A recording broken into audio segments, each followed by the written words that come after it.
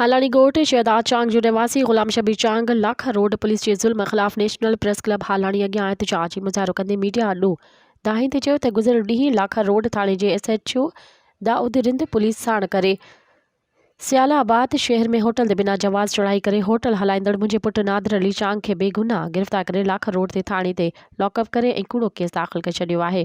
हुन वधीक चयो त मुंहिंजे पुट ते को बि केस दाख़िल नाहे। असां शरीफ़ माण्हू आहियूं, होटल हलाए गुज़र सफ़र कंदा आहियूं। लाख रोड थाणे जो SHO कंहिं बास जी वंगार वेही रहियो आहे।